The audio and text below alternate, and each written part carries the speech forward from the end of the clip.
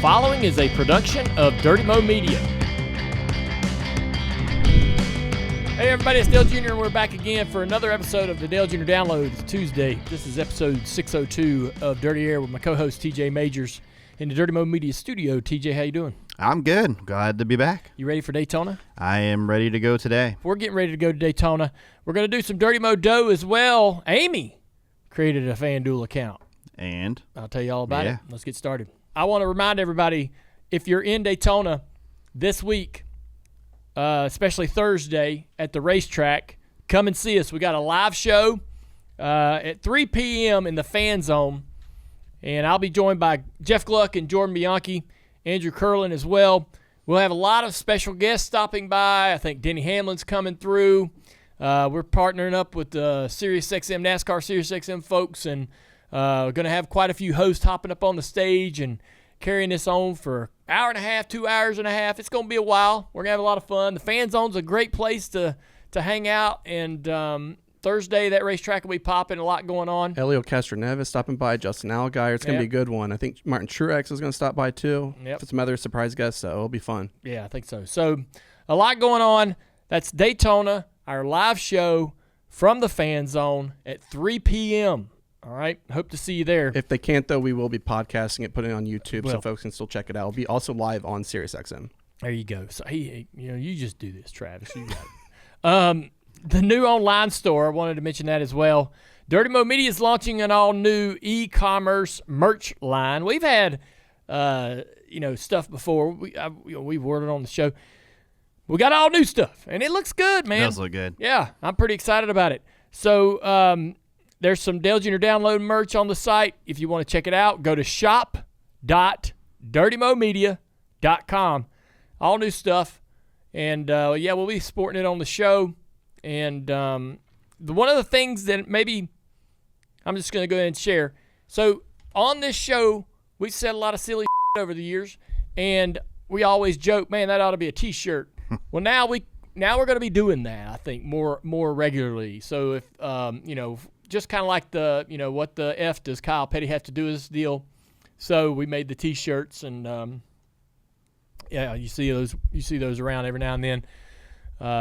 So we're gonna kind of go in that direction and try to create some fun stuff, and maybe we're already creating some shirts from some of the dumb things that we've said or done on this show. But anyways, go to shop.dirtymomedia.com, check everything out. There'll be new stuff popping up on there every once in a while, so you want to keep going back and seeing what we got in store.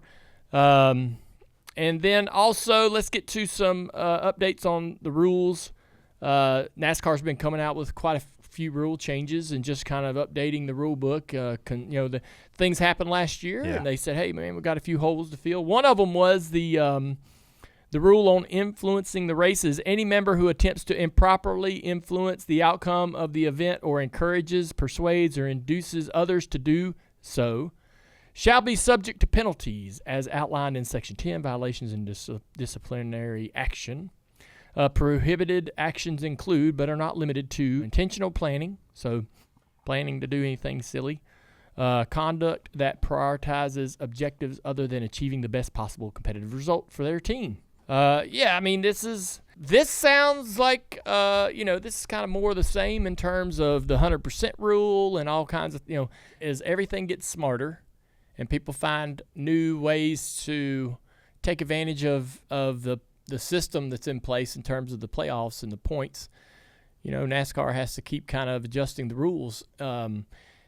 It's like the teams, the manufacturers, they see ways to get advantages. Mm-hmm. Just like when you're building a race car and you're trying to figure out ways to, not necessarily outright break a rule, but you see something about the rule book that's written a certain way, and you're like, well, all right, that means I can probably do this and I'll have an advantage, and they have to go back and they rewrite the rule book. And so this is kind of no different to me. I don't think it's that big of a deal. There was certainly some things that happened at Martinsville last year. Drivers out there driving, worried about passing somebody and how that might be detrimental to their manufacturer support and so forth. And you could tell these drivers weren't quite sure what they were supposed to do. Did everybody else know the script? And NASCAR's trying to avoid that. And I don't know if this fixes it entirely, but, what do you think, man? I hope we don't need to I hope we don't have to get to the point where somebody has to use this rule. But it's definitely there has definitely been things happening on the track that are just different than what it used to be. There's different objectives, like you said, that just never really came into play a handful of years ago. You didn't even think about it, and now there just seems to be more and more of it. You keep taking from the cookie jar until you get caught, and kind of. This is one of those rules, though, that's gray as hell. It's very gray. And so there's a lot of variations of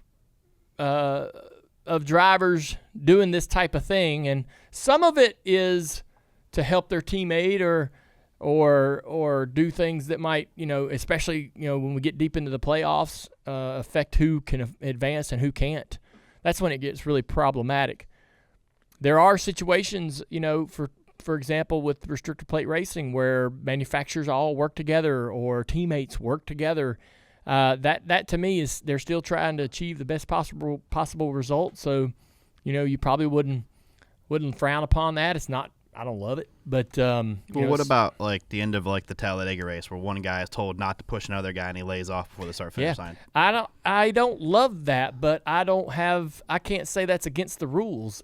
Well, according to this, it might be now. Yeah. I don't know if that's what they're talking about. What I think they're talking about is like Martinsville, riding behind somebody who is fading and struggling and not passing them, not trying to achieve the best result because that's going to cost them opportunity to advance in the playoffs. That's when it's going to get sticky. They're not. I don't believe that NASCAR should and can officiate every single race, every single lap. Going, did he do what he should have done or could have done? It's impossible. Was it? Yeah. And so they're not. And they're not trying to do that. Yeah. And so, they're gonna allow the playoff. They're gonna allow the regular season, I think, to play out. And as long as there's nothing like glaring, right, just like completely obvious, blatant stuff. Yeah, I don't think anybody's ever going to step in and do anything or say anything. I don't think anybody's ever going to get in trouble. This is strictly to make sure that the integrity of the playoffs kind of stays together. That we don't have another deal like we had at Martinsville. But do you be stricter during the season? And no. That way when the playoffs happen. What happened during the season that they needed to I'm just saying, fix? If there is something, do you think they crack down hard on it If there's during an the obvious season? thing going on in the season, they're going to do something. But if there's not an obvious thing that they go, that would be a problem if they do this in the playoffs, then they're not going to do anything. And NASCAR is making this rule, and NASCAR's position, I believe, has always kind of been, don't make us do this. I know. Don't make us have to do this, right? We're putting this in here, and this is so our fans can see that we're watching. We're watching, and that we see what's going on. We want to stop it, but teams, don't make us have to step in. And spotters, don't be so obvious on the radio too, because that was another problem. Is some of the spotters allegedly basically telling their drivers not to. Group, right, TJ? I can't hear you. I mean. That's the thing. Like the teams are still going to know the agenda, right? That they have individually and as an organization, and the manufacturers. That's not changing. That ain't changing. Nope. They're still going to get behind closed doors leading into an elimination race in the playoffs and go, y'all know what needs to happen. Y'all know what team needs to do well. Y'all know what team has to. Don't make it hard on this guy today, right? Yeah. Let's just say there's a car that is right on the bubble of advancing. Everyone in that manufacturer group's going to know what that car needs to do, and that he's sort of a guy you don't want to really be racing too hard that day, right? Yeah, for sure. What the teams have to do is you got to have that plan created and understood on Tuesday, Wednesday, Thursday, and that can't come to the racetrack. For sure. Right? Yeah, you got to leave it for there. Yeah. So, like, if you can't go to the racetrack and execute without talking over the radio and spotters chiming in and making it obvious what you're trying to do, then NASCAR's going to step in. I just don't, I think NASCAR's trying to do the right thing, but I don't know that you can put the toothpaste back in the tube. I don't know that you can, I don't know these teams are just going to, all right, we'll stop. We're going to quit. NASCAR, though, optically, though, also, they've got to worry, we got FanDuel and all this. It's gambling is a big thing now. They need the sport to look like it's 100% true and not deal with conspiracies. No, it has to be on the up and up. That could be problematic, if something like, I don't, what could happen though? What would happen if True. If say a Martinsville thing happens again, right? And that's and can somebody go and sue NASCAR that put a lot of money on this race and lost a bet or lost a wager because of some manipulation? Could be, and then also like some books, they pay out on unofficial results. Some pay out official. Some pay out both. So for Martinsville, there were some sports books that had to pay out that race two ways. Yeah. You think they were calling NASCAR and like, we don't like this? Yeah, and could someone sue? Maybe. Yeah. Well, it's a tough spot. I think let's all imagine, right? If we were NASCAR, let's imagine being the person that is, no matter how this goes down, is going to be, going to be the one that catches all the shit. So you're trying to stop the teams from doing something that you probably can't stop them from doing. All the way. Yep. But you're trying to get it cleaned up enough to where it's not an issue, that it doesn't create another storm like we had post Martinsville last year, right? Is that as good as you could hope for? Yeah, I mean, I think they tried to set the tone a little bit last year with some of the penalties and stuff, but to me, I'm not sure they were really. To me, no one walked away from that saying, "Well, I'm not doing that again." No, and that's the thing. I mean, NASCAR would love to like drop the hammer on teams and OEMs, right? But that's also, the teams and the OEMs are also so necessary, so valuable, right? Mm-hmm. It's like kicking your dog. You just don't do it. You know what I mean? He on the rug. What can you do? Well, what are you gonna do? Yeah, you don't know. That's a tough thing, man. You can't discipline them so badly that they get spiteful and want to leave the sport or whatever, right? And so you don't want to make it hard for them or frustrating for them to be here. But so that's a tough spot, man. Does that make any sense? Makes perfect sense. Man? Yeah, no, I agree with everything you said. It's a tough spot to be in. They really don't want anyone to push them to that level. Yeah. I hope we don't get to where they have to do something. On top of the NASCAR updates on the rules on influencing races, Steve Phelps made a few comments that were quoted in the media this week. He said that he reiterated the comment that he's made multiple times over the last 4 or 5 years that there are OEMs interested in coming into the sport. At least only this time he added, "This is no bull." I thought that was that's kind of funny to me. He's like, "Hey man, I know I've said this before, but I'm just telling you, it's not no bull here." So was it before? No, it wasn't before. I just thought it was funny. The president of NASCAR going, "Y'all, I'm telling you, it's not." Trust me on this one. Trust me, there's no bull, man. I'm being true this time. I was like, all right, you know what? I believe he's telling the truth. Do you? Well, I mean, he said no bull. I mean, I believed him before, but now I really believe him. If you're a CEO of a big deal like NASCAR, are you using the bull, the no bull that often? You only pull that out when you're serious. I'm probably using a quote from Wolf of Wall Street or something if it's me. Yeah. I don't know. I was like, all right. I'll see it I'll believe when I see it. I think he's telling the truth. I do. What worries me is, so I believe there are absolutely, manufacturers interested in being involved. Of course, yes, they want to compete. Manufacturers would want to be in motorsports, and they want to, but it's got to make sense for them. They've got to be able to utilize that motorsports into selling production cars, right? And so, or being successful at the dealership or on the showroom floor or online or however you want to buy your car.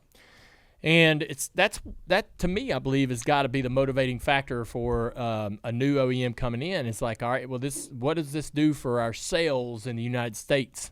The other thing is I guess the main concern for me, or the main worry is like, what are we willing to do to get them in? And I'm not. That's what I'm worried about. Oh man, I'm not gonna like any of it. Is it hybrid engines? You know what I mean? Is it less horsepower? Is it what is it? What is the holdup? What is keeping, let's just say, a Honda, right, or somebody like that? What is their hesitation? Why are they not diving in head first? Because this is awesome, right? Why are they not jumping right on in? What is slowing them down? And are those things that are those changes that they would like? They're not probably going to be changes that we want as fans, right? Fans, I think, want. Why do we have to have changes, though? Why aren't they getting in? I don't know. Because it'd be a big jump for somebody. Listening to his comments, it sounds like, listen to his comments. It sounds like the OEMs that are curious to get in are like, all right, we would like to get in, but what's the 5-year plan? Where are we going with fuels? It's got to fit them too. Well, where are we going with fuels and technology and so forth? And our OEM that we have is big on this direction. Are y'all going in that direction? You're not. Well, will you or can you? Yeah. I think over the last couple of years, there's been if you go into IMSA, right, there's all types of different motors. Oh, there's so many. And there's the balance of power, right, with the weight and so forth, and that's how they make it work. It's acceptable in IMSA because all the cars are so exotic and they're from different parts of the world, right? There's OEMs from all over the world coming into one place to race, and yes, it's a necessary thing to have a balance of power, and it's out of your control to have so many different types of engines. It's accepted, right? It's embraced even. But in NASCAR, we've ran V8s with carburetors forever. We did go to fuel injection, and we've changed some of the technology in the motors. And for the most part, it was begrudgingly accepted by the core fan base. But, you're not going to go over to the dealership and buy a V8 with a freaking Holly carb on the top of it. Those days are gone. But people still understand that, and that's kind of the American. That's at the core of the American automobile. And I just feel like that you got to be careful. You got to be careful at how you evolve away from that. They have been careful and slow and methodical about how they sort of evolve away from the old traditional car, and what made that engine work from 20, 30, 40, 50 years ago. But how much further do they have to go away from that to increase the interest in these new OEMs? Why do we have to assume that it's bad changes? What changes would be good? What if a OEM's like, we don't like the next gen car with the lack of horsepower? Then I think if that's true, I think we would have heard that rumor, and I think we would all be going, get their ass in here, bring that horsepower up. I think that that would automatically make them probably a fan favorite, just because they would be given credit for bringing the power back. We've all been begging for that. Yeah. So if you brought that back, you're the OEM that was responsible for increasing horsepower. Yeah. Yes. Yay. That's a big win. We can spin the tires again. I just don't think that that's what's going on. I don't know that we'll ever go full electric. There could be a full electric series, which is fine. Yeah. I don't think they'll ever. I don't think they'll ever go full electric, and at the cup level, I think that'll always be a combustible engine or some type of motor similar to what we have today. But they may, I don't know. When they designed the next gen, it was ready and able to be shifted toward a hybrid, and it's got that. It's already kind of prepared for that type of direction. Had the world gone that way, had we? I think there's a back and forth, right, in the public opinion and demand on electric vehicle, right, and it seems to wane and come and go. in popularity. Would you say you got one, TJ? Yeah, I mean, it definitely. I see more now than I've ever seen for sure. Yeah, but. And so it's part of the public. It's part of society today. So maybe there's a component of NASCAR that touches on the electric car. Maybe that's the Xfinity Series in 10 years. Who knows? I haven't heard a thing. I'm just saying. I don't want to start any rumors, but there could be a completely brand new series that's all electric. They got that prototype. I think, didn't Ford just build one too? Yeah, I think Ford built one. And the Formula One series has an electric series they run. Yeah. So I just don't – I guess I'm getting back to our original conversation around bringing in new OEMs. I think bringing in OEMs is awesome. I want more OEMs. 5, 6 going at it. That's awesome. That's good for us. So if you bring an OEM in, I have a question about that. If they just take over some of the teams that are already in, or do they add? I don't know. I don't really care. Like, does the field get bigger? Well, listen. If you got to know, my point, just to touch, is I worry about what we're going to do. Adjust. How far would we stretch to get them in? Right, and I just hate doing that. Get in. This is what we're doing. Get in. Yeah, join us now. Join us. This is what you need to build, right? And so but to your point, like if you're a new OEM, so there's probably if you're a new OEM coming in, all of the teams that aren't preferred partners, like you got the guys that are the top 4 teams, well, the bottom 4 teams or the bottom Chevy teams are going, hey. We'll get in on that deal, and we'll go to that OEM if we can be one of the preferred teams. Mm-hmm. Same way, like Joe Gibbs, right? He's Chevrolet, right? And Joe Gibbs, yeah. Well, it was, yeah. Well, he's Chevrolet. Okay, yeah. He's Chevrolet. Toyota comes in and says, "Man, you can be our Toyota team," and he's probably not gonna surpass Hendrick on the Chevrolet pipeline, and so they move, right? They move over to Toyota, become the top dog there. And it was incredibly lucrative for them and very successful. Mm-hmm. And so if you're a new OEM, you're going to have interest from people like, people that don't have charters. I don't want to say like me, but people that don't have charters that want them, the people that want to get into the sport or become cup teams. You're going to have interest from, like I said, the guys that are not on the third or fourth in line. Third or fourth in line at the other OEMs. Like a Jimmy Johnson. I could absolutely see Jimmy going, sure. A new OEM coming in, you want to make us top dog, you're going to give us the resources to become what we want to become. I'm telling you, I give Jimmy a hard time, and he's one of my friends. But if he were to find and acquire the resources that the top teams are getting at Chevy, Toyota, and Ford, he would be able to develop his team into a successful team. He has that motivation and he has that ability. He's a wheeler and dealer. He's a worker. He's a connector. He's a networker. He finds value and relationships that are valuable. And so the only thing really holding Jimmy back is genuine top tier manufacturer support, and I think once he gets that, he'll excel. That they'll do well. So that's an interesting conversation. Another part, there were 3 things that Phelps talked about. The other thing was one of them was NASCAR. Jokingly, not seriously, NASCAR's for sale. So he said they were open to someone coming in and buying a percentage of the sport. I thought that was, interesting. I thought we heard some rumblings a couple years ago that was possible if somebody walked up with the right check, that the France family would be willing to sell off some of the, equity of the sport. What does that even look like? I don't even know how you evaluate the value of NASCAR, but that'd be big. It's not unprecedented. It's happened before in other forms of motorsport.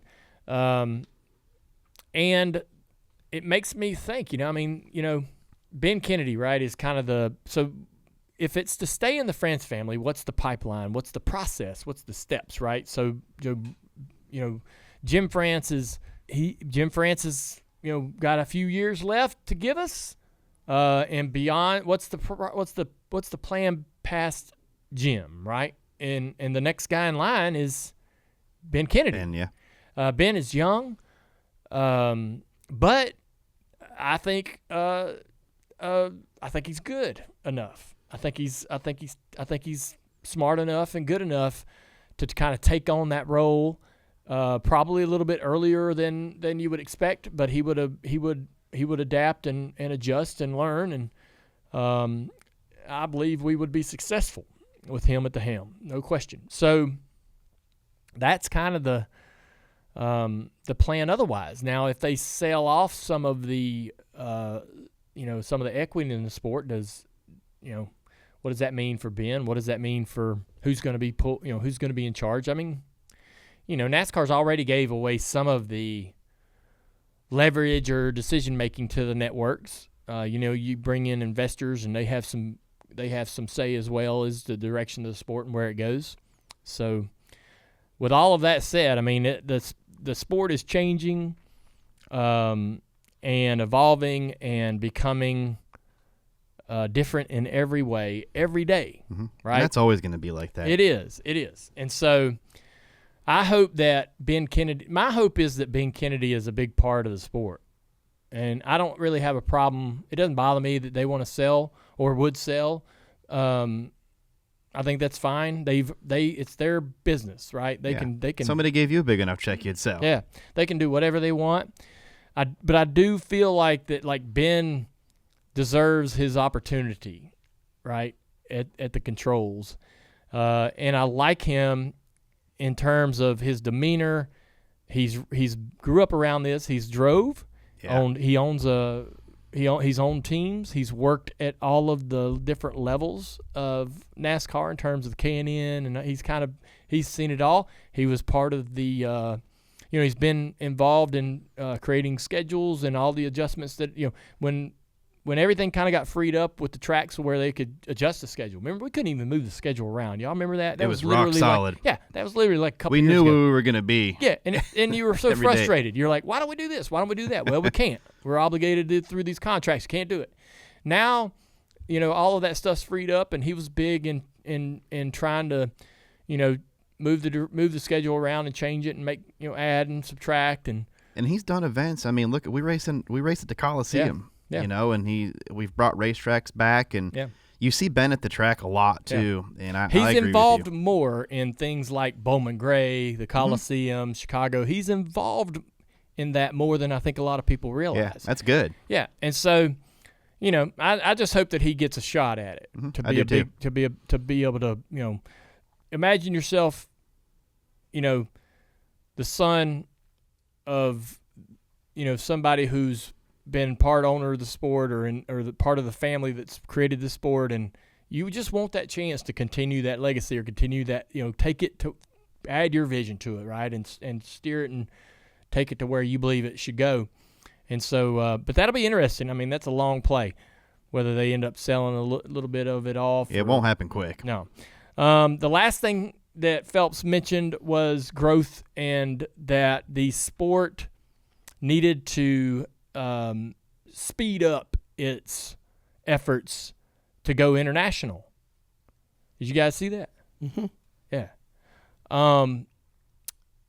Which, I feel like I get what they're trying to do. Like, they want to they're trying to compete with F1. They're trying, they're trying to compete with F1. They're trying to be global. They're trying to appeal to the entire world. Become more international. Yeah, and not just this, North America stock car, taxi cab, sport that they were forever. And, I don't know. I feel like that every type of motorsport has a lane. F1 has always been F1. They get a lot of credit for their rise in popularity because of the Drive to Survive, and But even before that, they were freaking epically global, like huge.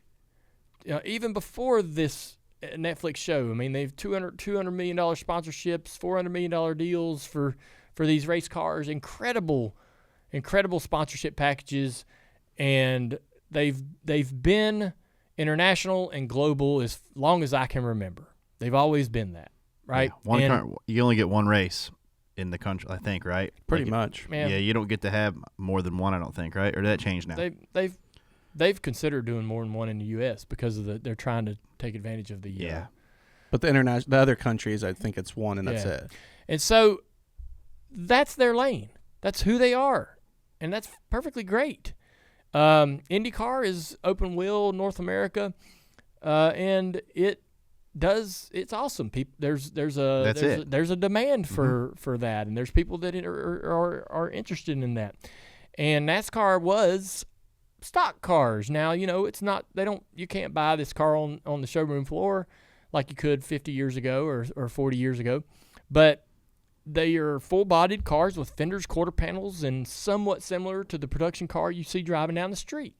And they've always been North American based for the most part. Now, they've raced in Mexico and different, we went to Japan and did all that and had fun. But for the most part, those were just exhibitions, just to say, hey, world, this is happening over here in the U.S. Come see it. Come check it out. And I'm not opposed to taking the sport and racing it in other countries. That's great. But I just feel like that we still, we had our peak popularity in the mid-2000s. I mean, massively larger than we are today. And I feel like we still got to fix I still feel like we got a lot of work to do here before we can think of going beyond the scope of NASCAR as a North American motorsport. Why can't you fix both at the same time? Well, I mean, F1's coming into America, 3 races. Yeah, but F1 is way bigger than NASCAR. They have bigger budgets, bigger operating costs. You can't just flip a switch and go, all right, teams, let's go. Let's add about 3 races internationally. If you did, because you could go overseas, have some races, gain some fans, and still work on, I think you can do both. I don't know. I think it feels like to me like it would be entertaining. People would like it. People would come. But how do you measure the growth or the gain in fans? How do you measure, like NFL? NFL plays a couple games overseas, right? They're going to Spain, I think, this year, Brazil maybe. Yeah, they're going to Ireland. Yeah. They're all over the place. Right. And so how's that working for them? I guess that's a good model to look at, but I'm sure it's working really good. They keep adding more, it seems like. But their success in the States is allowing that. That platform of success here in the United States for the NFL is allowing them to take that international and be successful. And it can even be moderately successful, and that's okay because of how big and how good things are going here. I think NASCAR, for me, we still I don't know how to say this the right way without sounding bad, but we still got growth to have in the U.S. We're still, if you go west of the Mississippi, there's a lot of work to be done. We're struggling at we're struggling at those tracks. We're struggling at certain racetracks. And you pick one. Mention any racetrack west of the Mississippi, and Texas. Fontana's gone. It's been a bit of a struggle at Texas. Looking at NASCAR in its peak days, right? We're not back to that yet. And so, well, how do you think we get there? Well, I don't know if the answer is going overseas. And I don't know. I mean, I just feel, and the other thing too, if you're going overseas, right, and if you're talking about taking the sport and saying, hey man, let's have the Clash in Brazil, let's have the Clash in England, I love that. See, I don't like that completely because some people will go over there. What do you want, points races? Maybe a bigger track and a bigger field, because some people, you can't, like, if you have to go to that race, you might not even race in it. Listen, that's a long way to go to not race in a race. That's a whole another conversation. I'm just trying to say, do you want to lose races in the U.S. to add international events? No, I don't want to lose a race. Well, that's what that's I know what you're saying. Are you open to a NASCAR 10 years from now that has 15 road courses? Ooh. And because you ain't going to build no ovals over there. No. You ain't building ovals outside of the U.S. I think there are some ovals that exist that could be looked at, but... Are you wanting, if you're going to be an international sport, are you going to do that with an oval foundation? What is the rest of the world? I mean, there's not really any ovals that I look at and be like, man, we need to go there. When you look at motorsports and you think about interest in motorsports globally, the vast majority, like 90% of motorsports, are road courses, road course drivers. All these people that are, if you're trying to encourage not only international, if you're trying to take NASCAR international, right, and you're trying to say, man, if NASCAR was like, man, we'd love to have a race in this country, Germany, we'd love to be in Brazil, street course, road course. You're gonna add road courses to the schedule. You're gonna be doing that not only to gain the fan in that part of the world, but also the interest of those drivers that are growing up in those countries and going, hey, NASCAR is an option for me. It wasn't, right? But it now is this opportunity where I can go become a NASCAR driver full time and race all over the world. But you're going to have a series that races at least 50% of their events on road courses. Yeah, I think we have enough road courses already. But I know what you're saying. It's almost like it would need to be a whole different series. Listen, I've said it before. I don't road courses are not as I don't love road courses as much as I love a short track or a mile and a half or a Daytona or a Talladega. There's some good races at Sonoma and Watkins Glen, and they're fun to cover, and there'll be some great road course races going forward. But I think for NASCAR to achieve this idea of becoming more international, it's got to happen on the road courses. I just don't see any other route, and that means there'll be more road courses likely added, and maybe it's not as many as I think, or maybe it's just a couple. But thinking out loud, what if you were to remove Chicago and like 2 or 3 other road courses that we have on the calendar They're here? They're not going to do that and put them over there. They ain't doing that. That's not happening. I feel like that NASCAR is okay if there's just more road courses. I don't think that I don't know that they sit down and go, okay, man, let's have this perfect mix. It's more like it doesn't matter whether it's an oval or road course. Does this market work for us? Is this a big boost? If it's a freaking road course, we're adding it. It don't matter. It's more about, it's not, they don't sit down and go, we can't go there. We got enough road courses. If it's a really good idea and looks really great on paper and it's going to be a big boost to the popularity of the sport or make a big splash, it's likely going to be something they want to investigate and do. And if it means adding another road course, they're going to add it. It's not even a thought. And so it's kind of like the Chicago road course was good. It was fun. It was a neat thing. Was the track perfect? Right?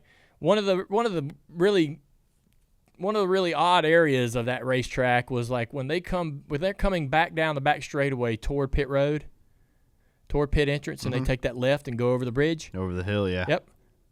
Turning down into that next right-hander, that was like a 2-lane road.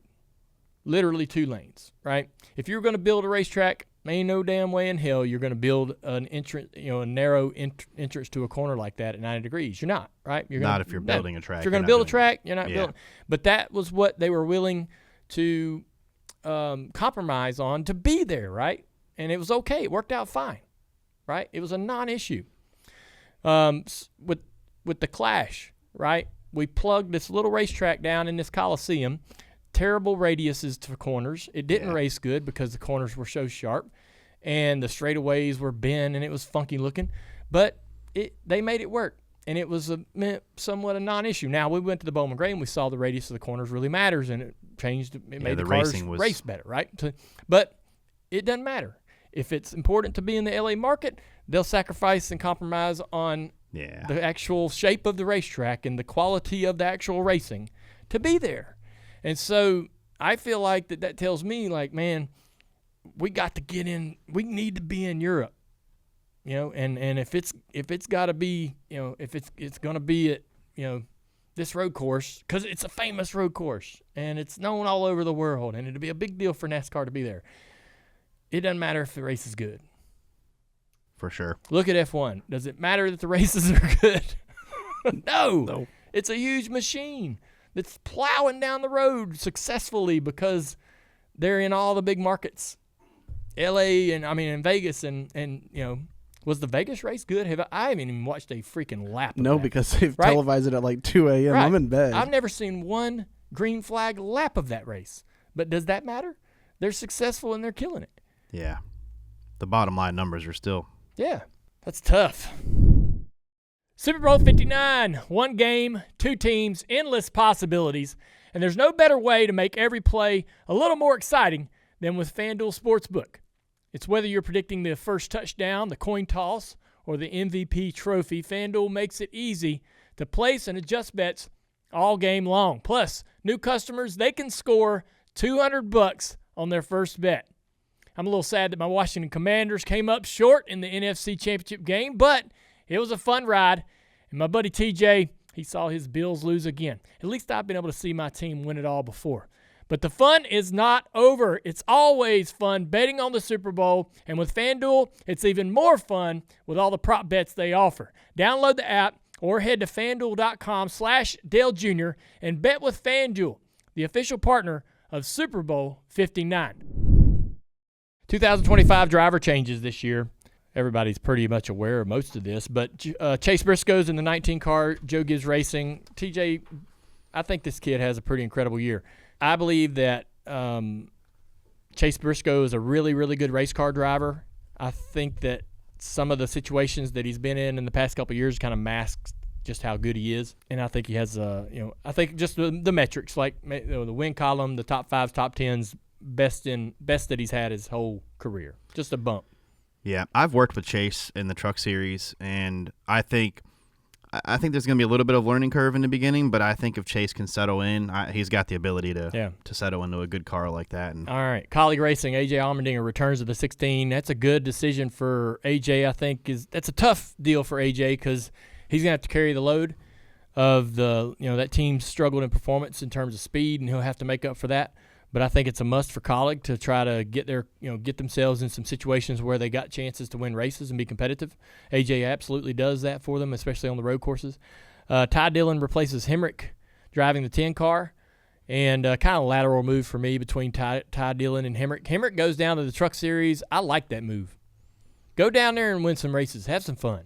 Yeah, we've seen that before with John Hunter. Yeah, going back. Yep, I just think Hemrick. Go have some fun. Go win races. Go have fun, buddy. Don't even worry about that. Yep.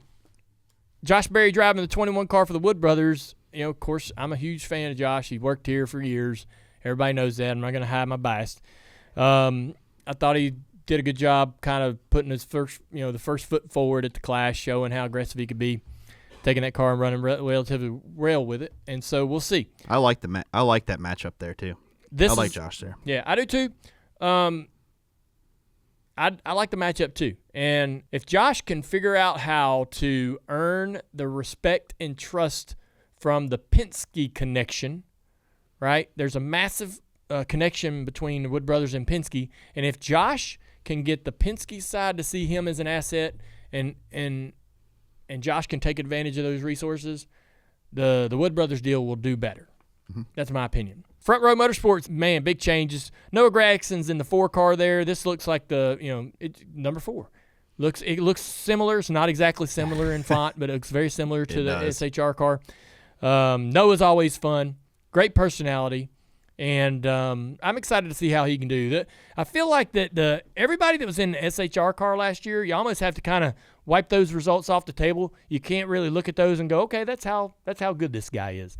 You almost got to give all the SHR guys a clean slate. Priest, everybody. Yep. And say, okay, you're starting anew. Expectations are zero, right? Now let's move forward with this new program and just see what you can do. I think Noah's a great driver. In the right situation would be very successful. Zane Smith's in the 38 car. Zane had some moments last year in the Spire car, popped off a couple decent runs. He did. Had some really good runs. Yeah. And so I'll be paying attention. I think both of those guys improve in overall performance comparable to last year. Haas Factory, this is a big question mark for me. Haas was rumored to be selling all 4 charters. They end up keeping one, and now they're still a Cup team. They struggled last year to get across the finish line, but it was a mass. Everybody was leaving. It was a bad situation. Yep, all the teams were all the teams were sort of selling off parts and pieces, metaphorically, and just kind of trying to get to the end of the year. But they've retooled. They're a single car team with Cole Custer. I feel like this will be a frustrating year for Cole. I will be surprised happily. I don't want to see anything bad for Cole. I like the guy. Great guy, actually. But I just feel like this is going to be a frustrating year, and things just aren't going to go as well as he hoped. Yeah. Somebody has to struggle, right? They all can't get just a little bit better. So we got to, there's got to be a couple teams where we're like, hey, man, this just ain't going to be your year. And I think this will be a tough one. Where's their alliance? Like, they're a single-car team. RFK. Right? RFK's their alliance. TJ, how much do you think that's going to benefit them? I know you've got your bias, but like. Well, I know we've got some employees that went to there from us that are good people too, that are really knowledgeable and stuff. So I don't know. I think maybe downsizing, I think this team might surprise you. Okay. Because now they're going from Stuart Haas at 4 cars, whatever they had, to 3, or now they're down to 1. Maybe this is what needed to happen there. For that, maybe going to 1, they've got the best. Now they can focus just on that car. Yeah, they got 2 Xfinity teams that are going to run full time. It'll be interesting to see, I guess, the balance. It's kind of like Colleague, right? Colleague gets in the Cup Series. There's Xfinity Series teams that were very successful seem to suffer because of the attention that was necessary to put on the Cup stuff, and Colleague has somewhat had a bit of a struggle to be able to get the right amount of support and focus on each series. They want to win in both, right? Yeah. And so I think this is very similar in Haas is downsizing their Cup stuff. They're still got 2 Xfinity teams that are going to be going out there to try to win races, and drivers that are going to demand that their cars be good enough to win. And then you got Custer over here showing up on Sundays trying to run with the big boys. I believe that it's just going to be a tough, steep hill for the organization. TJ, you said that he might surprise. So what do you think, or what would you deem a success then for Cole Custer? I think Cole inside the top 20 in points would be successful. Whew. Yeah, that'd be a surprise. Yeah, I think if he did do that, it would be. I think the opportunity. Everyone's got the opportunity there right now. Looking at this list, there's a lot. I'll be surprised if he's in the top 25. If he can get through Daytona and Atlanta and not crash and finish them races, he's going to be sitting pretty good in the points. That's the main thing. I'm not talking about three damn lucky races into the year. It's hard to do, but Priest finished 26th, Barry finished 27th last year. So there's 2. Yeah, but we just said you can't. I don't think you can base anything off last year. I don't. Yeah. Everyone was leaving. Drivers were going different directions. It ain't going to be the same team, and it's going to. No. I'm almost looking at this as a brand new team. I know there's a couple components that are there from the original infrastructure, but I'm going to say this is a brand new team, and they're going to have some. There will be struggles. Struggles, man. Cody Ware in the 51 car. This is the one that I can't quite figure out.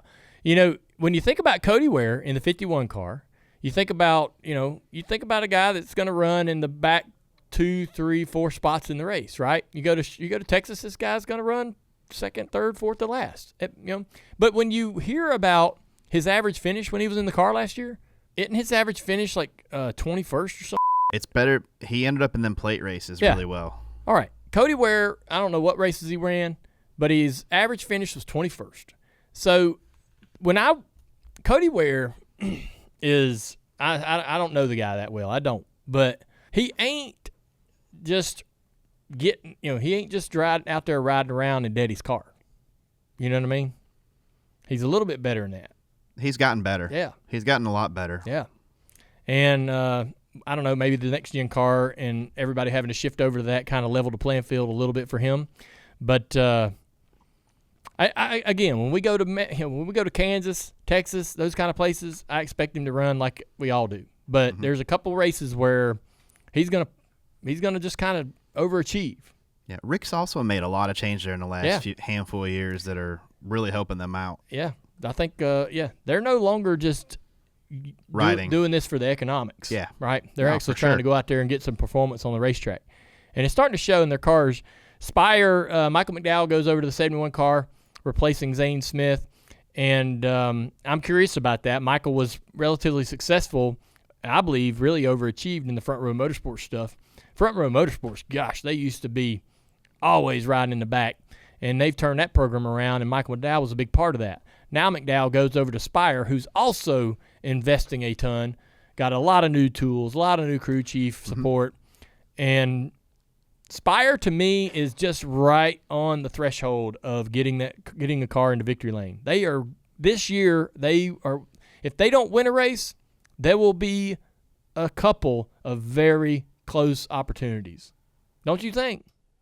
Yeah, I think with Peterson over there, they showed last year they had some. Yeah, and Michael McDowell's the kind of guy that could do that for them. They work really well together, it seems like. So they'll have some peaks and they'll have some valleys, but they're there. Yeah. Like, they'll be close. Who wins first for Spire? Haley, McDowell, or Carson? I think it's McDowell. I mean, to me, I see more. Hosfar has been the fastest car. Yeah, but he makes mistakes. Yeah. He's going to be great. Not quite there yet. Yeah, McDowell would be the solid choice. Yeah. He knows how to put together a race, and he's going to be a factor. I can't believe I'm saying that. Because, I mean, McDowell's a great driver. I think he is. He's smart. Yeah, he's smart. He is. He's very smart. And he's aggressive. But I think he can do it. I think he'll be the one that gets them to victory lane first. Where at? I mean, you could think about places like Indy. He's good on the road courses, but he's also really, really good at Daytona, Talladega. So could see him. And I think Peterson's really aggressive too. He'll put Michael in some spots where he's gonna have to hold some guys up, and Michael knows how to do it. Yeah, that's how they won some races already. Yep. With Front Row. So that'll be interesting to keep an eye on. I think Spire is a team that I'm really curious about. Interested. Yeah. 2311 Riley Herbst jumps in that 35 car. This to me is something that's flown under the radar. I think if 2311 is going to the third car, right? That's big news. But somehow they have been the pop for Riley Herbst going in that 35 car got watered down by a lot of this other stuff we're talking about. Well, and they've also been in the news for other things. Yeah, exactly. They've been in the news, and not sure that team was going to exist. So yeah, who performs better, Riley Herbst or Cole Custer? Probably Riley. I mean, I think Riley's going to surprise some people. I think he's done good when he's ran them races. Yeah, I think Riley. I'll be honest. I did not think much in terms of what his potential was years ago.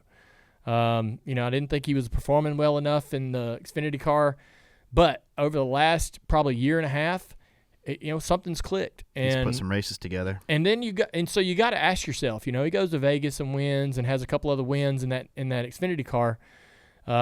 And you got to ask yourself at that moment, at least I do. I go, all right, maybe maybe this guy just didn't have all the things needed for him to be successful. And in the right situation, he can win races. He's winning races in this Xfinity car. And what you said, he goes into this Cup car and he kind of does better than you think, even if it's at Daytona or whatever.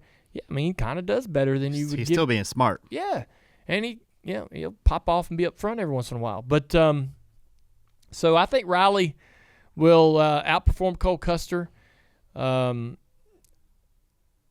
in statistics, because I think Riley still is going to make some mistakes, and Cole will have Cole will see more checkered flags or he's going to finish more races. So if you're looking at the end of the year statistics and average finish or top fives or whatever, maybe top tens, I don't know if they'll both get any top fives, but Cole's numbers may look better, but the eye test is what I'm talking about. Yeah, I think you're going to see you're going to see more of Riley at the top more. Average running position, I think Riley does a little better. Riley might have more DNS. That's what I call the eye test. Cole knows how to finish races. Yeah. So Ryan Preece at RFK, I think this is it for Ryan Preece. I think this is his time to shine. It's now or never. I mean, the guys, listen, I like Ryan a lot. He bet on himself. He took a pot of money that he could have went and raced for full-time in the Xfinity Series for like JD Motorsports or something like that. But he took that pot of money instead and went and ran 5 races with Gibbs. He gambled on himself, raced less to be in a better car, went out there and did enough. How many races did he win? 2 or 3? Well, I don't know. One or two. I think he won 2 or 3. Well, he did enough to get himself where he is today, and that's in a full-time ride in the NASCAR Cup Series. And he's a winner in those modifieds and does really well and all that stuff. But he's yet to do anything in the Cup level that's like, all right, that's why he's here. He's not done it yet. The wow moment. So does he have one? He has to perform this year, or does he get a second year? He doesn't have to go out and perform every week. Show me once. Yeah. Something, right? I really think the pressure is on. The dude's talented. The dude can drive the shit out of that modified. And, I don't think that it's not that I don't think he can do it. I just believe that after this deal right here with RFK, where does he go? If he performs the same in this car as he's performed in all the other things he's driven, where does he go next? Eventually the Cup deals sort of, they go younger and they go looking for the next guy. And so I think he has to put the pressure on himself, and I think he has to go out there. There needs to be not every week. It just give me 5 races where you're like, damn, boy, you could have won that one if this and this and this would have happened. You don't even have to win them.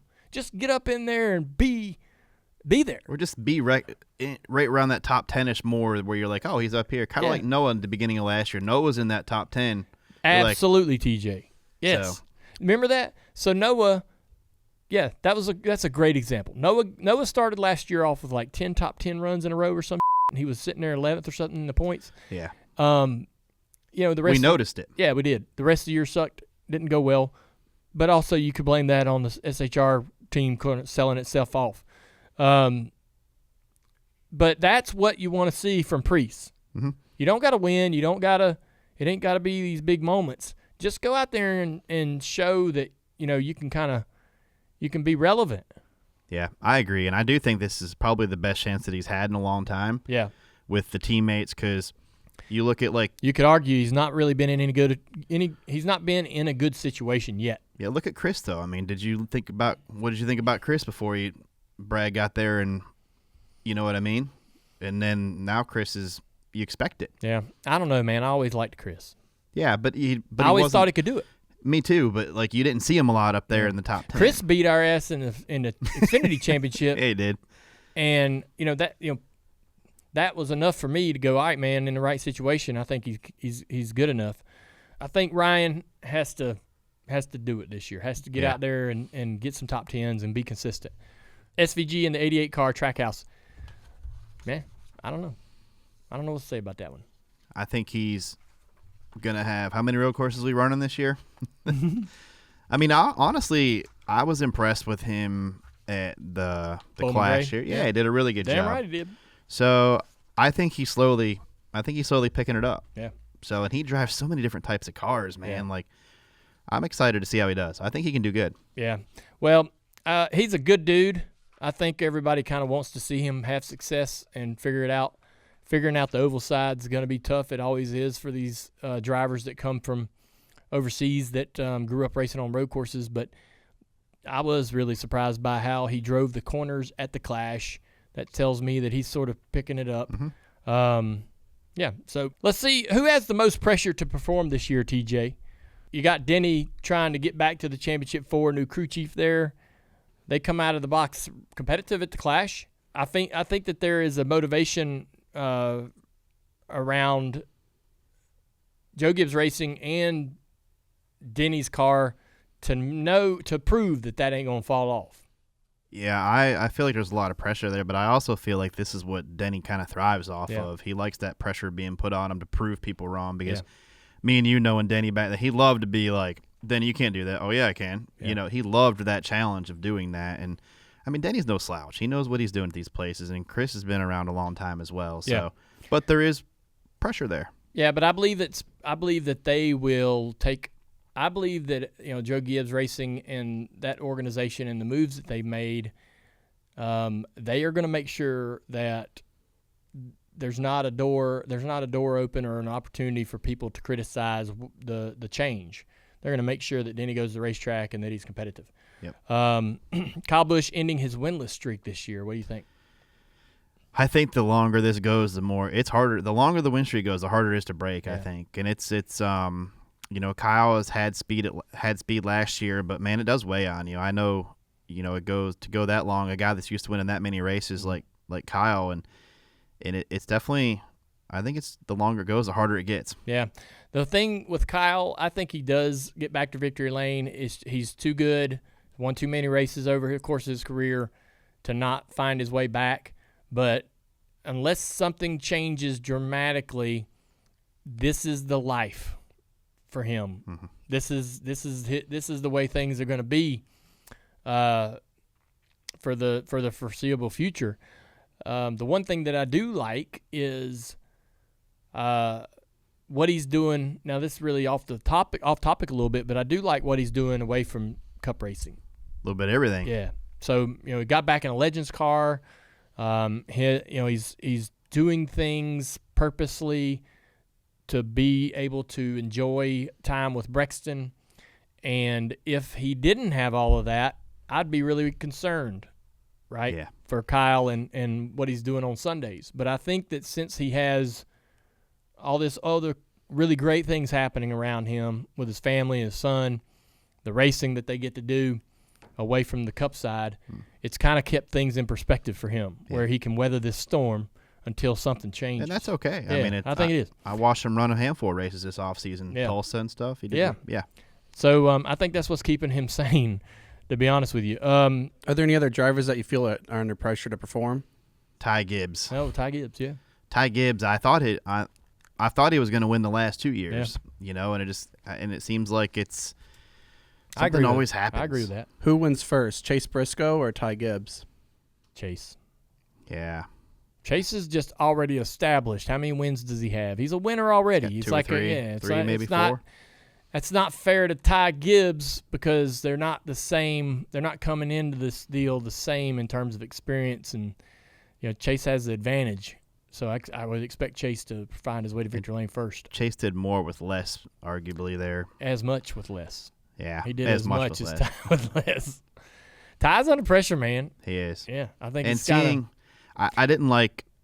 Ty's gonna have to control himself a little bit more and just stop getting involved. Like I know he was mad at Justin, but just frustrated. Stop getting just gather it up, man, and focus on what you need to do. Well, we also got to remember, looking at Logano and Byron and all these different drivers that are coming up, man, it takes a while. They can all get that success relatively quickly at the truck and the Xfinity level, but when you jump in that Cup car, it just doesn't come as easy. It's a whole nother world. And while, yes, Ty does need to get to victory lane, he knows that. But does that mean he's never? Does that mean he doesn't have it? Does that mean that they should probably? No. Do they even need to be considering punting here? No. I mean, he can still have a 20 to 50 win career at this rate. I mean, there's no question. What's the biggest hurdle? Does he just start doubting himself at some point, or? It just gets frustrating, but he's just got to, and he's lucky because he's got that security, the job security, racing for his family. So he's not got to really worry about that. They're always going to make sure he has relatively solid equipment and good cars. So the actually, man, if he really got down to thinking about it, he could dial the pressure back, knowing that look, I ain't got to worry about getting fired. I'm if I just focus on getting better every week and trying to get the results, this will work itself out. I think with the next gen car, the environment of the Cup Series today, we have to give young drivers a longer runway to success. Yeah, it's not like what it used to be. It ain't like it used to be. Yeah. It used to be like a couple years, and boy, you better win that race, and you better. There's a lot of good drivers that didn't get enough time. They didn't. Like Scott Speed stands out to me as one guy that I noticed that was kind of starting to turn the corner. Right when they and then gave he up pulled on out. Yeah, and so I think you got to give him a little bit longer of a runway. That's fair, and he's going to be in a good enough car to be able to see that out. His runway is a little longer. Right. If you're a diecast collector like me, then you're excited about the start of a new race season. That's because now is the time when race teams are unveiling their new paint schemes. There's a lot of new diecast on order, and it's also when new cars start to deliver from Lionel Racing, the official diecast of NASCAR. Whether you have Junior Motorsports First Cup Series diecast already on pre-order, or you're excited about Noah Gragson's move to Front Row Motorsports, or maybe Chase Elliott's new sponsor, Amazon Prime, there are a ton of exciting things happening in NASCAR this season. And what's so great about a diecast collection is that it can tell the story of it all like no other collectible can. To help kickstart your 2025 diecast collection, Lionel Racing has a special offer for Dale Jr. Download listeners. Get free U.S. shipping on your next order when you use the promo code DOWNLOAD25 at LionelRacing.com. That's free shipping with the promo code DOWNLOAD25. That's download with the number 25 at LionelRacing.com. All right, man, we got Chase Elliott here on the Dale Jr. Download. Chase coming out of the Clash with a win. I guess the one thing I want to ask you about Bowman Gray is, what do you think they should be doing there? What's the future for Bowman Gray? That's a good question. I mean, I think the answer to that question is really in the event that we just had. Was kind of how I would look at it. I thought it was a huge success. I mean, obviously for me, it's easy for me to say that, right? But I think even if I hadn't have won the event, I would still have the same opinion of just the atmosphere. The feel was great. The pre-race environment was great. And so what? There was only, how many people does that place sit? 15, 20,000? Yeah. Okay. It's fine. So what? Yeah. It looked great. And I think that, as long as NASCAR's, willing to be okay with that number, which I don't see any reason why they shouldn't be. Yeah. I thought it made for a great environment. It was plenty loud enough. It was intimate for the people that were there. And the energy level was great. So, and it looks good when it's packed like that. How fun was the track itself? Way more fun than I thought it was going to be honest. I think having done the Coliseum the last couple of years, it was a pretty large upgrade from that. The straightaways were longer. The corners had a little more. There was just more corner radius. The Coliseum was like this sharp little V. And you just had a little more corner to work with, and you could shape it differently. And I'm not talking a ton, but it was enough to make a difference. And I thought it made for a good show. And then also, I think a big one that probably didn't get talked about a ton, or maybe it did. I haven't watched it back, but the track surface. The track. We had fresh paves every time we went to LA. Mm-hmm. And, the track just kept getting faster and faster and faster and faster. Whereas there, after 60, 70, 80 laps, you could really start to hurt the tire. And I think that ended up making for a better show too. Yeah. Coming into Daytona, man, a lot of excitement around the new season for everybody in the industry. What's one thing, I guess, in this new year for you that you're looking forward to, particularly going to the Daytona 500? Yeah, well, this will be my 10th try, which is crazy, to think about that it's gone by that fast. So, every year I've always tried to enjoy the 500. It's such a special moment and such a, I know it's a part of the season. I know it counts, but it has always felt like its own event. I don't know if it has ever felt that way to you. Mm-hmm.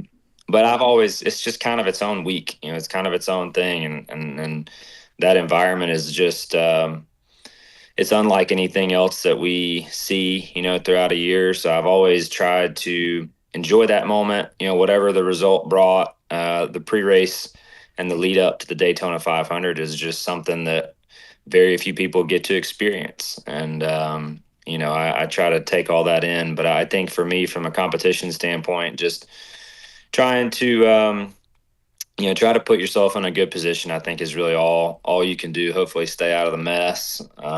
We've had a couple good opportunities to win that race and have come up a little short, so I hope at some point down the road we can, have one go completely our way. But, this is, I guess, as good a time as any. So hopefully we can, put it all together. Yeah, the restrictor plate racing has changed quite a bit since I used to be in the cars, and particularly in the last couple of years, there's this entire, kind of strategy and effort toward fuel and being on pit road as minimal as possible, especially late in the race, track position. I don't really see anything that is going to change what type of race we might see at the 500. But I guess describe for us as a driver your objective. What instructions do you get? How does that change during the race? What is your main objective as a team throughout the day to be able to try to put yourself in that best position at the end? Give us an idea of what we're watching. We just see you guys out there running around side by side, but there's more to it than that. There's things happening in the helmet and conversations going on. What's that all about? Yeah, I mean, there's certainly a lot going on, and there's a few different elements to it. One is having the live telemetry, and that has really changed the game probably more than anything. Obviously, everybody's equal, and the lanes kind of get clogged up. I think that's pretty self-explanatory. So you're trying to find an advantage on pit road, which is kind of where all this started. And then as it progressed, the live telemetry stuff has just opened up an entirely new door of being able to literally sit there and watch and see who is in a better field position than somebody else. So you can sit there and, the guys on the box can, it's a little bit of an educated guess, but they can kind of piece together the puzzle of where everybody's at. And, it just, it's all about trying to time those last couple of pit stops, particularly the last one, to be as short a time on pit road. But also it's a little bit of a balance because you're only going to make up so much time by having a shorter stop, right? So you can't just be last and expect that you're going to go all the way to the lead in a cycle. That's unrealistic. But, there's a sweet spot in there that I think everybody kind of fights over. But it's crazy how much it's changed. It's almost like pushed so much into the fuel saving side that you see guys just say, hey, whatever, we're not going to give up our track position to save fuel. And they're run up front, and next thing you know, you get a caution and all those guys that have been saving are in trouble. Screwed. Yeah, you're screwed because you've given up your track position. Well, now everybody's pitting at the same time, and now you're just last. So it's a fine line to balance. I don't know that there is a right answer. How about this? You can look like a hero either way, depending upon how it works out for you. And it's a hard thing to guess. Yeah, for sure, man. I was thinking about that with us being an open team, no real responsibilities on points or anything like that. It's a situation where maybe we could be a lot more aggressive than a team that's trying to put together the perfect race and get the most points they can. And so you'll have quite a few more, open cars too, going for qualifying spots on Wednesday and through the duels. So that might make things a little bit different. What was your experience like going to the Super Bowl, man? That everybody got to see you on TV, and I've had the chance to go to one myself. Talk about that environment in New Orleans, and how good a time you had. Yeah, for sure. Well, a couple things. I had never been to New Orleans, so that was the first for me.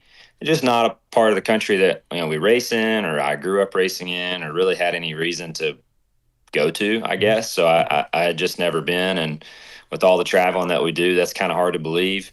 And then secondly, I'd never been to a Super Bowl either, and just to see that whole environment, everything is, it's just exactly kind of what you would think it would be. Everything is just done to the 10th degree, over the top. And it was a great experience. I can't say I'm a big Eagles fan or Chiefs fan. I didn't really have a say on either side of that. I was pulling for the Eagles just because, a lot of the Georgia players over the past 4 or 5 years seem like they've been drafted up there. So, I thought that was really cool. It was fun watching the players on the sidelines, kind of their interaction, and just seeing some of the things that you don't get to see on TV when the camera's not on them. But it was a great experience. I really enjoyed it, and I thought they did. I thought they did it well. Honestly, that's a lot to handle, and it was good. I would definitely recommend it to anybody that has an opportunity to go. I think you should totally take it. For sure.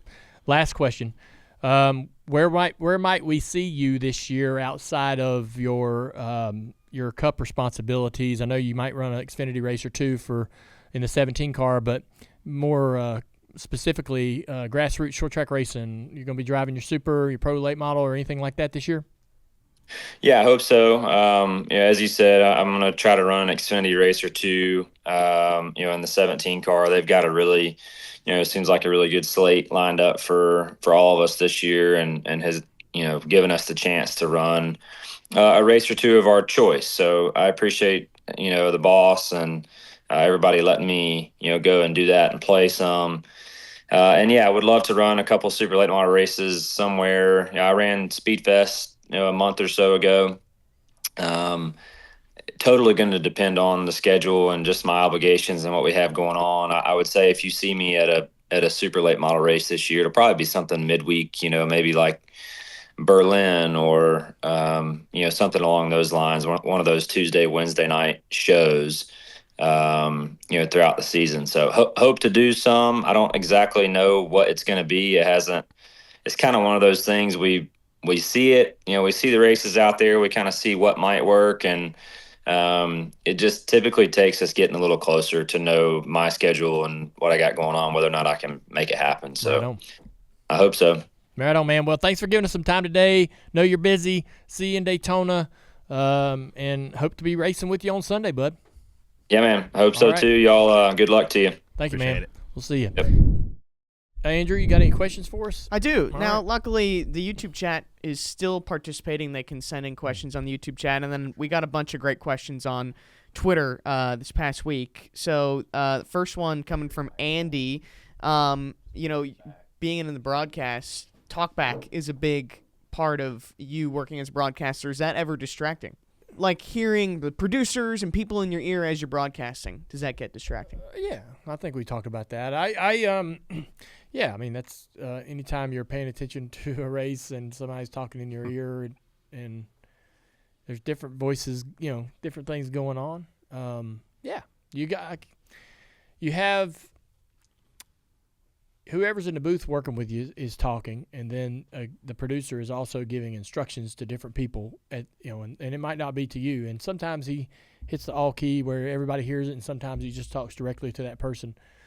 But, so, there's a lot going on, and you just kind of learn, I think. You learn to differentiate between something you need to listen to, the producer is telling you, and the show that's happening in live, where you got to, that's one of the biggest mistakes that I see in broadcasting. I guess not the biggest. The common mistake in broadcasting, and I'm guilty of it too, is not listening to your booth mates. So if you listen to a race, I bet you every race, no matter who it is, even when I'm doing it, you repeat things that your booth mate already just said. And so, I mean, it's been happening since the early days. And the reason why is because you weren't listening. Yeah, because you're trying to think about what you're saying. You're thinking next. about what you're going to say. Yeah. You're looking at the rundown. You're going, oh, who's the fastest right now? I mean, maybe that's worth talking about. Or the producer's talking to you.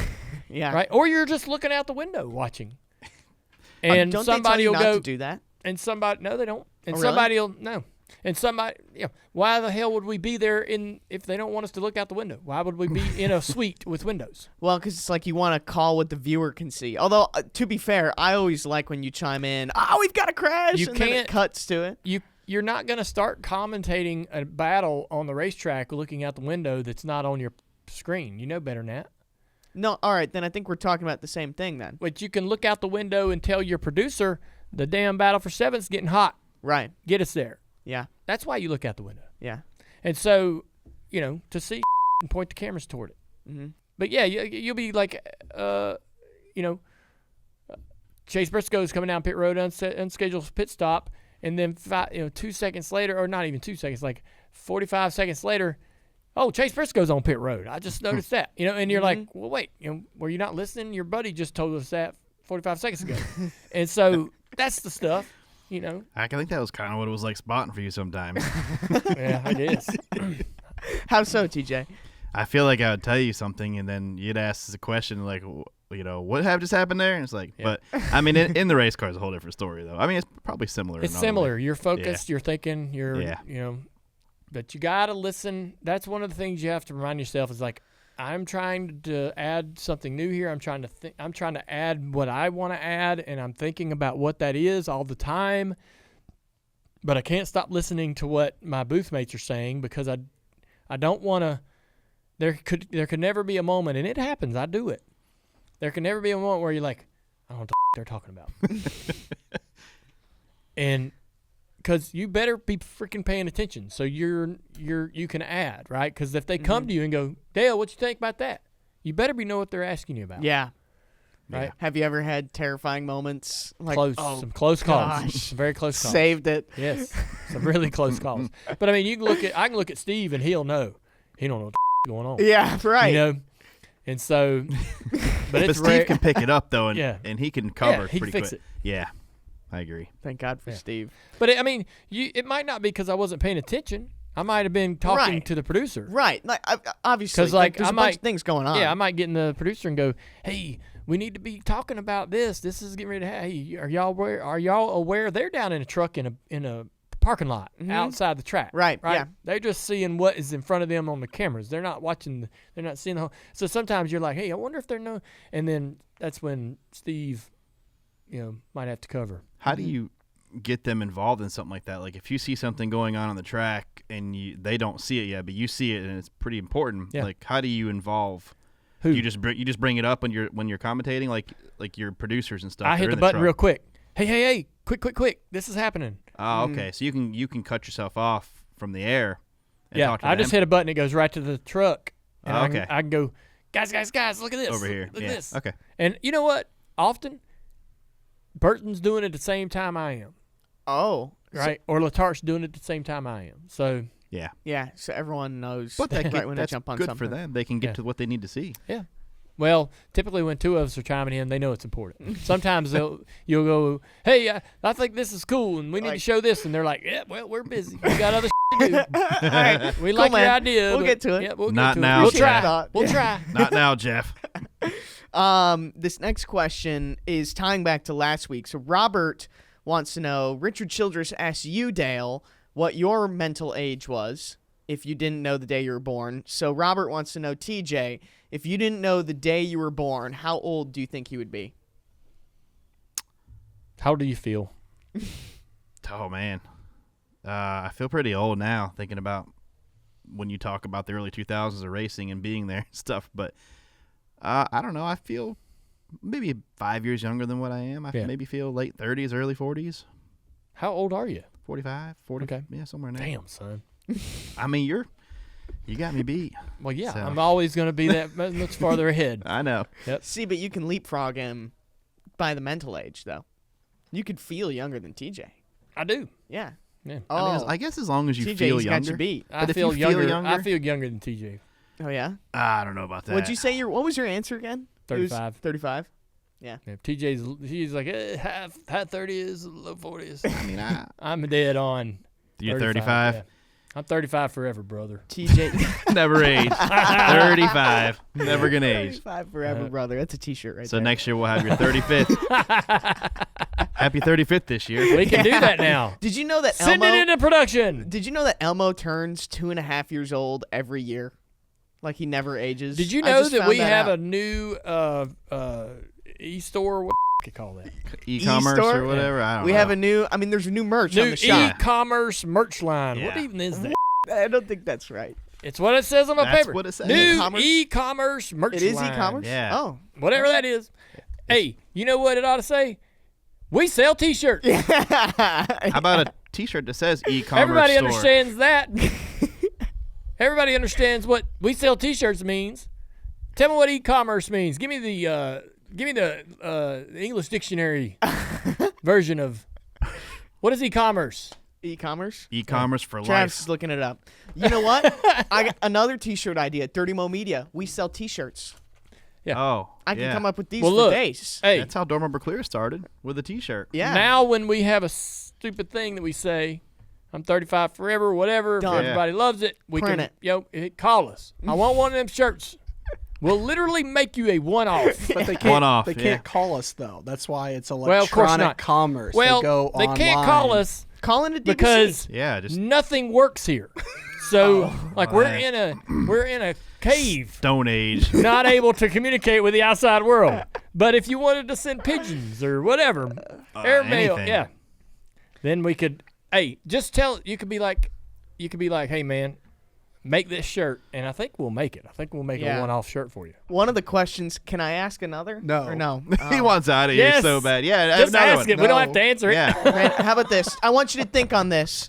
We have enough time for the question, 'Cause I but wasn't we gonna will not think. be able to get to the answer. Next week's answer. Next week. Hey, we gotta think about this one. SR2448 on Twitter wants to know. I need to know. Time's up.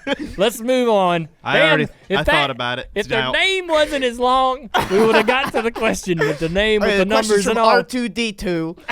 Oh my gosh. They are dying to know what your favorite dinosaur is. Are you serious? Yes. That's the last question. There's Oh my only one God. answer Okay. to this, right? There's only one answer. Is there a Velociraptor? Oh, and I was gonna say T-Rex. Time for Dirty Modo. The Triceratops is kind of sick too. But anyways, we can talk about it more next week. Oh, jeez. No.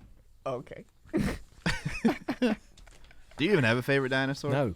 I didn't either. I didn't think so. Good job, Andrew. He wants out of here. Good too. job making chicken salad out of chicken shit there, pal. Damn, we got time for dough? Yeah. All right. Real fast. Make quick. All right, it's time for Dirty Mo Does. Tampa Tim's going to slide in where Andrew got up from and start this part of the show. Thanks for coming in, Tampa Tim's. Of course. Travis, he's still here. He might chime in. All right, so let's get right to it, man.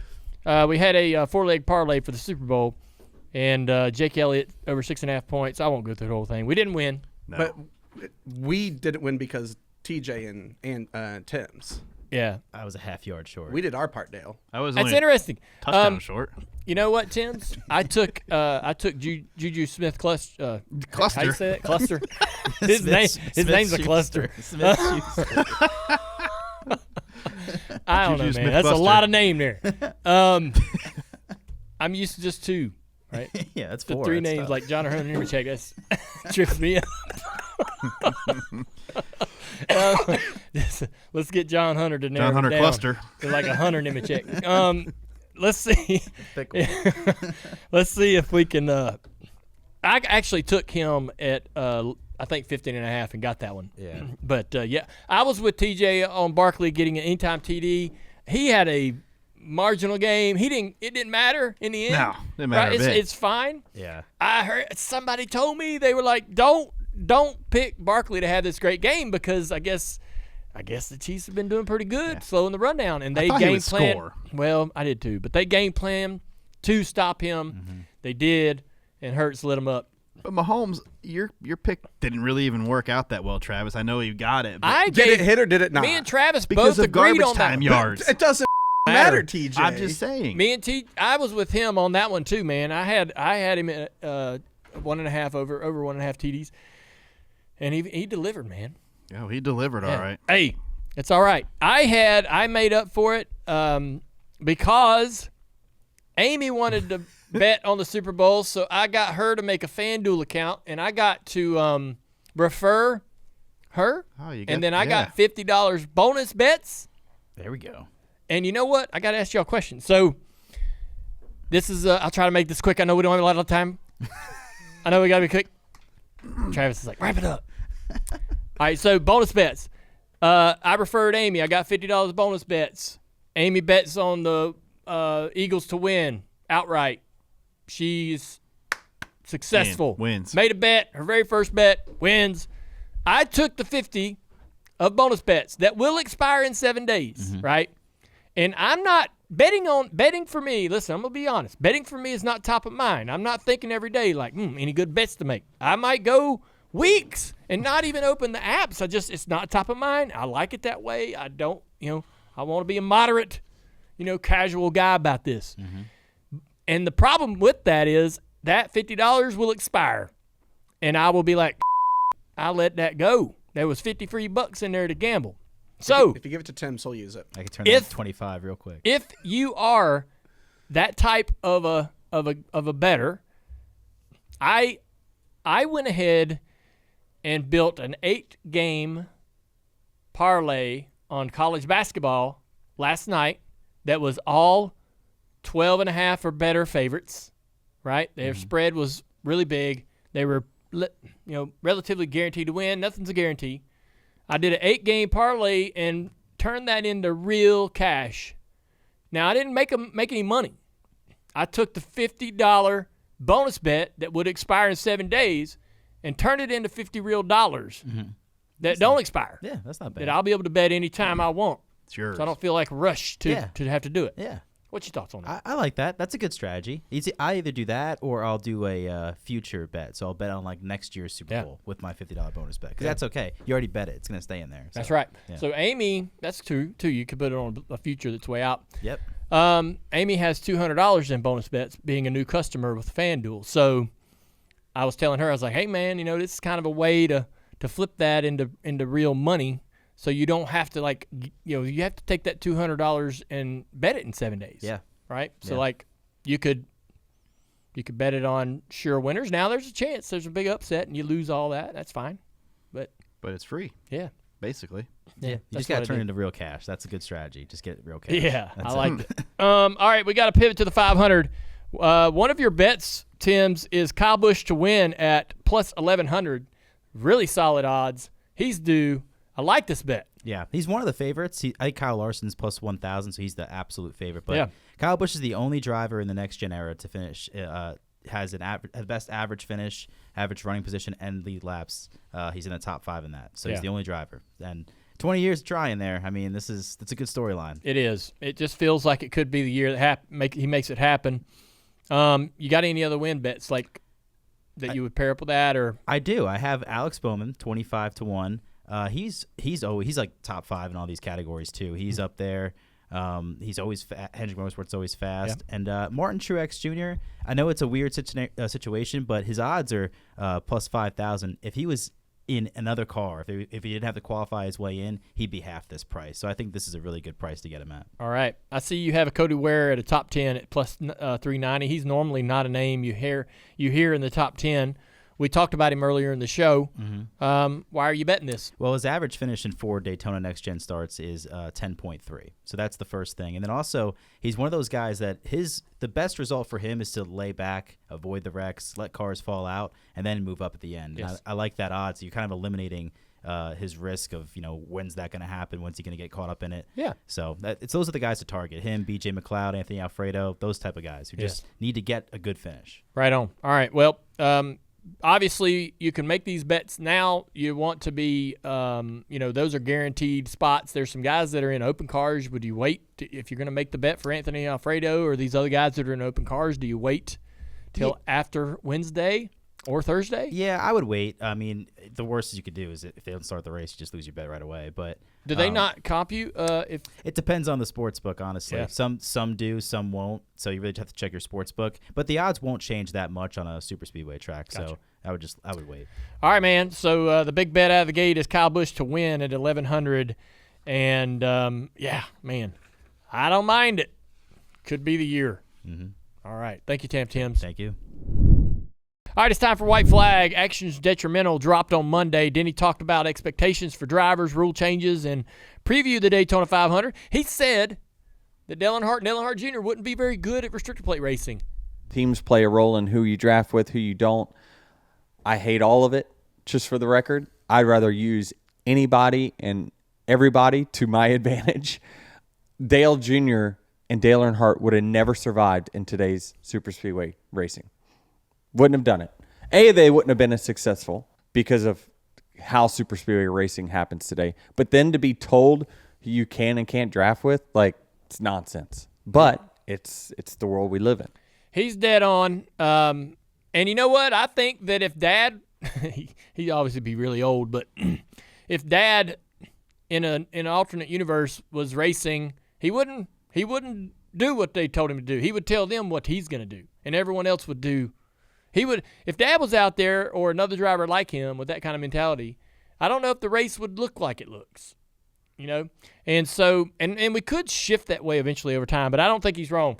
I do not like the idea of being told, like, you got to help this guy, you push this guy all day. That's why I didn't like the tandem stuff that much. I want to do what I want to do. I want to push I want to pull out and change lanes and try to pass and try to do the things that I want to do.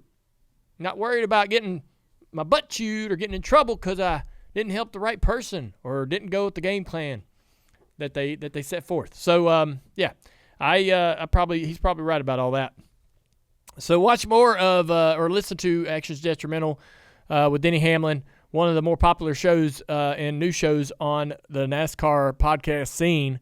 And then the Teardown, they will be live on Wednesday afternoon from the Daytona 500 Media Day, and again after the duels. So a lot of episodes of the Teardown coming down the pipe this week. And a reminder, the Daytona Live show is Thursday at 3 p.m. Come if you're in Daytona. Otherwise, you can listen live on SiriusXM NASCAR Radio. We will also post on the Dirty Mo Media YouTube channel. And also to the Dale Jr. Download podcast feed. I'll be on stage from 3 to 4 with Jeff Gluck, Jordan Bianchi, and Andrew Curlin. There'll be special guests popping up as well, followed by SiriusXM joining the stage at 4 p.m. with Denny Hamlin. So we got a big slate for you on Thursday, live from the Fan Zone. Come see us. If not, you can catch it all where you find your podcasts and on SiriusXM as well. No Bless Your Heart this week. I know that's going to let a lot of people down. Man, that show did really good last week. A lot of great response. So much good. People were loving it. Oh, man. Damn Barbies. Hey, I'll be honest. Amy and I were really enjoying the feedback. We're really enjoying. We on Twitter. We're on Instagram. We're on YouTube. Reading the comments. Everybody's been so gracious, and I just want to say thanks. And but we are going to Daytona. Amy's got a plan with the kids to do something that's going to be able to eliminate the opportunity for us to do a Bless Your Heart this week. But it's a show. We'll be back the following Thursday. If you haven't already, check our show out. Our first episode was last week. Tons of fun. This is going to be a lot of fun. We're doing it every Thursday. And then Herman Schrader and Speed Street. They're dropping this Wednesday as usual. So big slate of shows. Check out the ones you like. Find the ones you want to stick to. Subscribe. Like them. Give us some feedback. We read the comments. I read them. You want me to know what you think? Put it in the comments. We'll talk about it. We'll see you.